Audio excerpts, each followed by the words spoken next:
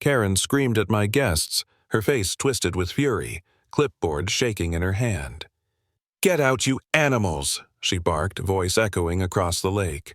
For a split second, my friends froze mid-bite, burgers, half-raised drinks still in hand like we'd been caught doing something criminal. And there I stood on my grandfather's land, feeling the heat rise in my chest. She didn't know it yet, but I held proof, legal, undeniable proof that would make her freeze pale and powerless. The whole mess started on what should have been the perfect Saturday afternoon in June.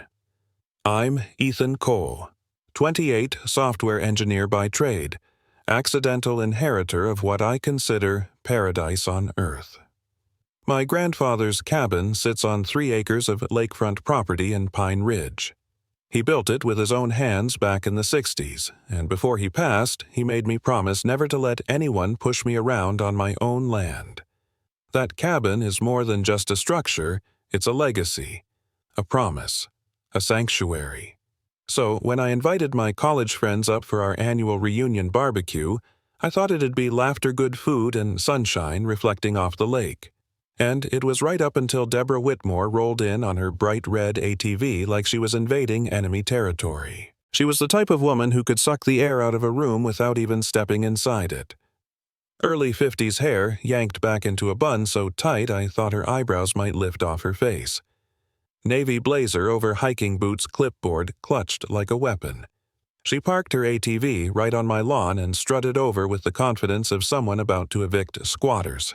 "Excuse me," she announced, voice cutting through the afternoon. "This is a quiet ecological zone. HOA rules forbid gatherings of this size. Everyone needs to leave now." She said it like we were throwing a rave, not grilling burgers. My friends just stared, confused. Marcus froze, mid-burger. Sarah stood up halfway like maybe this was some weird prank. I told them to sit tight and walked forward. "Ma'am," I said, keeping my voice calm. "You're standing on my property. This cabin, the lake frontage. Everything you see, it's been in my family since '98. I can show you the deed if you forgot your glasses." The way her face stiffened was almost funny if it wasn't so damn invasive. Then she whipped out a paper from her clipboard stamped with Pine Ridge HOA Enforcement Division and shoved it at me like it was a federal order. Some nonsense about cease and desist and illegal recreational facility. I skimmed it, folded it, and slid it into my pocket. "Creative writing," I told her. "I'll have my attorney review it for entertainment value." That one-word attorney hit her like a slap. Her jaw clenched, but she forced a smirk. "You'll be hearing from us again, Mr. Cole." Then she roared off, leaving exhaust and awkward silence behind. My friends laughed it off, but deep down I knew this wasn't over. The next morning, peace shattered again. The sound of her ATV buzzed through the trees, but this time she brought back up a nervous kid named Brad, barely 20, wearing a polo-embroidered HOA volunteer. He looked like he wanted to melt into the dirt. Karen strutted onto my deck and announced, "We're here for the scheduled inspection." Scheduled my ass. I explained calmly that my property was grandfathered in long before the HOA even existed. I even offered to show her building permits from the 60s. Brad's eyes lit up like I'd just handed him the truth he'd been craving. He started to agree until Karen cut him off sharply. She pulled out a photocopy of some violation from 1987. "Wrong address, wrong property." I pointed it out.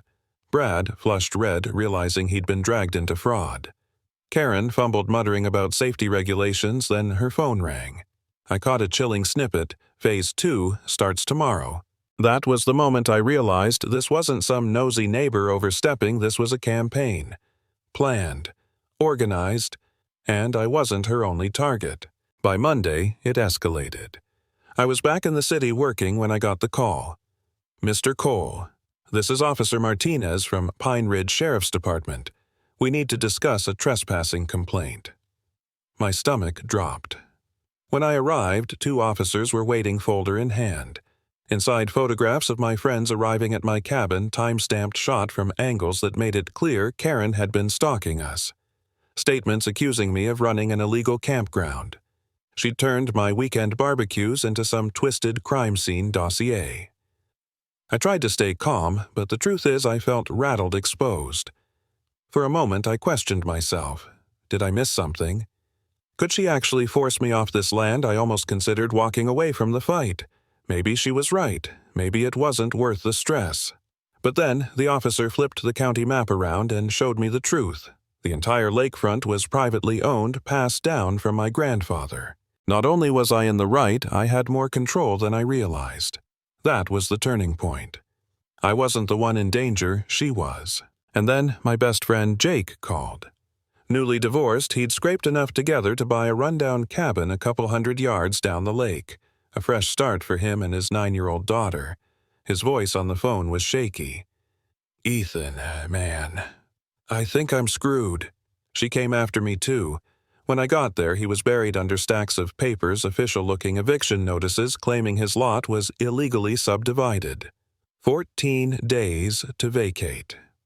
He was terrified because losing the cabin meant losing custody weekends with his daughter. And sure enough, Deborah showed up ATV kicking up dust eviction papers in hand. She handed them to Jake with her usual fake authority. Before I could jump in, his daughter Emma piped up from the dock fishing pole in hand. "Why are you always mad, lady? Do you need a hug?" The innocence in her voice cut sharper than any lawyer's words. For a moment, Karen froze. Something flickered across her face. But then she snapped back stiff and cold. "This is adult business." That was it for Jake. He stepped between his daughter and Deborah, voice shaking but firm. "You need to leave, right now. If you have real legal business, send it through attorneys. Otherwise, you're trespassing." Watching my best friend stand tall protecting his daughter lit a fire in me. I wasn't going to let this woman steal our homes, our peace, our families. Not for one more day. I dug deeper. Turns out, Deborah had registered a fake nonprofit, the Lake Preservation Society, with herself as the sole board member. She'd been creating fraudulent petitions, even forging signatures, convincing neighbors they were signing for things like bigger dumpsters or book clubs, when really she was building cases against us. And worse, she had plans on file with the county trying to rezone our properties for an environmental education center. Her endgame was obvious: force us out, scoop up the land cheap, and flip it into her failing event business. She wasn't just a nuisance, she was running a scam. So I went higher. I called the actual HOA president. And here's the kicker: Deborah had been kicked off the board a year ago for harassment. She had zero authority, none. The president came to my cabin with files, cease and desist letters, proof Deborah was impersonating their authority, even complaints from other homeowners. We were building a case, brick by brick. Then, fate handed us the perfect opportunity. Deborah rolled up with post hole diggers and metal signs that read, HOA Enforcement Zone. She was literally trying to mark off my land as restricted. The president stepped forward. Voice sharp, Mrs. "Whitmore, you have no authority here. Remove those signs immediately." I joined in, phone camera rolling, holding county records of her own, sees $8,000 in unpaid fines and code violations. Her face went from red to ghostly white as I read them aloud. Unpermitted deck expansion, unlicensed business noise complaints. The crowd of neighbors, the real HOA president, everyone saw her for what she was: a fraud. Her last stand came at a community meeting I organized. This time, it was legitimate. Neighbors gathered at the community center, documents spread out, the truth laid bare. I exposed her fake petitions, her forged signatures, her unpaid fines. The HOA president backed me up with official bylaws. Deborah tried to spin it, shouting about protecting property values, but her mask cracked. In desperation, she blurted, "I've invested too much to let you people ruin this. Bigger forces are at work." The room erupted. She stormed out, trembling. Her clipboard clutched like a shield. And, as if the universe itself had been waiting for her downfall, she jumped on her red ATV, tried to flee, only to swerve straight into the shallow edge of the lake. Waist-deep, dripping wet, still holding that damn clipboard, she looked less like a ruler and more like the punchline of her own bad joke. That was the moment I knew it was over. Not because she hit water, but because everyone, neighbors, HOA, even her own ex-husband's law firm, finally saw through her lies. She wasn't a leader. She wasn't even dangerous anymore. She was just exposed.